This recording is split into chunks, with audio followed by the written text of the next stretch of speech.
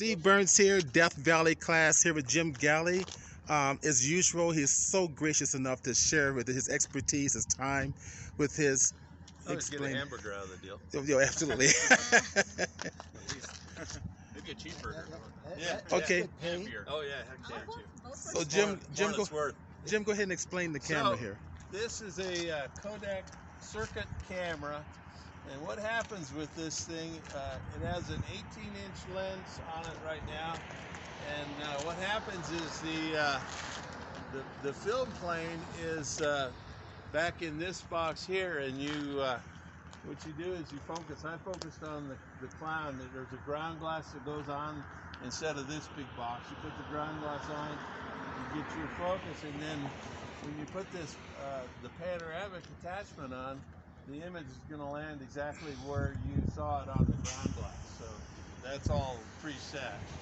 So inside here there's film, and it's 8-inch tall film, and it's a roll.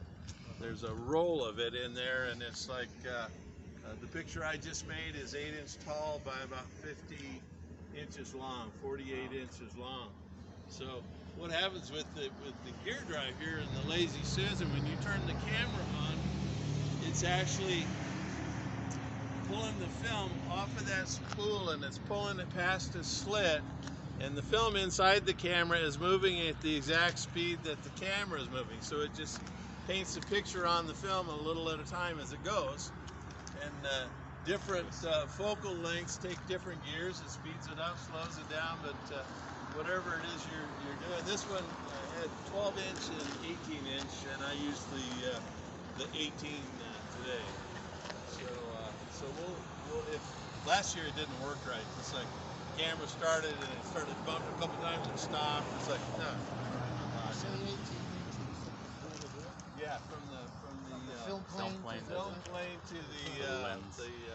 I guess that would be its focal length then, huh? Focal length, yeah, 18-inch, yeah. So now, how's that driven? Is there a motor in there? Yeah, to it's turn a spring-wound motor. Spring wound, you okay. wind it up, Yeah, okay. right? Yeah. And then when you flip the thing and it's got on the back here, it's got sun will be in our eyes. Let's do it this way. It's got different possible exposure. So half-inch, quarter-inch, or half, a quarter second, sixth, eighth, just like your camera, but it only goes from half to 1/12. So you figure out where you're gonna. What I just did was f32, 1/6 of a second. Film speed is 80 ASA.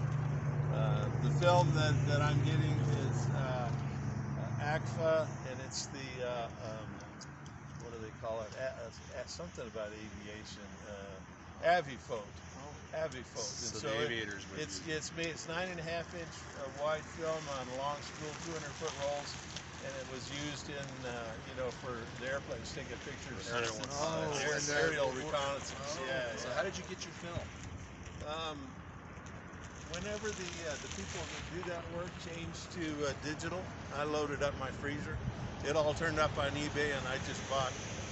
I'm still buying film. I just got some film out of Russia, because Russia's 10 years behind us, So so all of a sudden they were selling their film, and I put it in the freezer, and it's like halfway through the millennial reign of Christ, he'll go, "Wait a minute, you got film, don't you?" And yeah. And I got a job for you over here. Get the circuit camera. It's like fantastic. Yeah. Now, you load up your own film and then you develop it also? I do everything myself, because the film. Now, how do you get it in there without exposing it? Does this hinge? You do it in a dark room or what? Yeah. Good question. It's got a hinge right here, and this whole the whole back swings open. And the film comes off, you take it off of the big wind-up spool first, and then you take the film and... Is it like we used to do with the film cameras, where it spools off and you just kind of got to get it started, and then as it turns, it pulls the film off the reel, or what? Yeah, okay. That's what it does, yeah. Yeah, it's got a big take-up reel, and now originally, these were daylight cameras, and you bought the film from Kodak, and it came on a roll, and it had the black paper, about 4 wraps of black paper, And I could do it in the daylight here. You could load the thing. You could do more than one picture the in paper a day. would come off first. Yeah, and then the paper would come off, and then the film would come out, and it'd be exposed.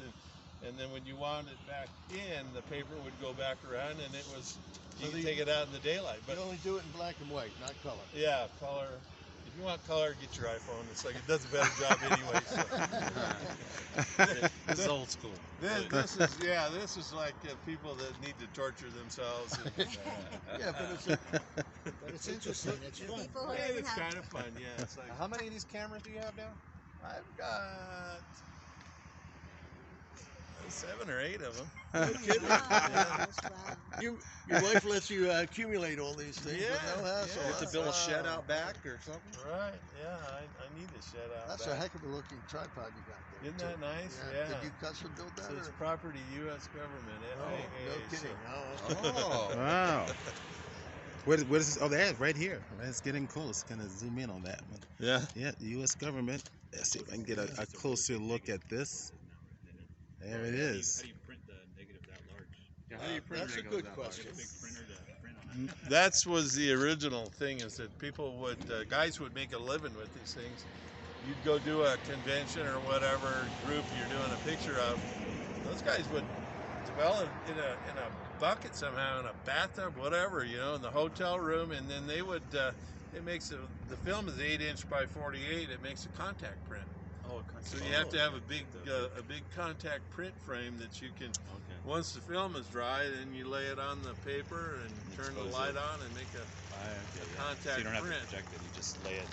Yeah, and those guys, they would go to some town and do that and have the prints ready the next day and sell them and go to the next town, you know. So Yeah. there's a wonderful book if you're interested at all, and it's called America by the Yard.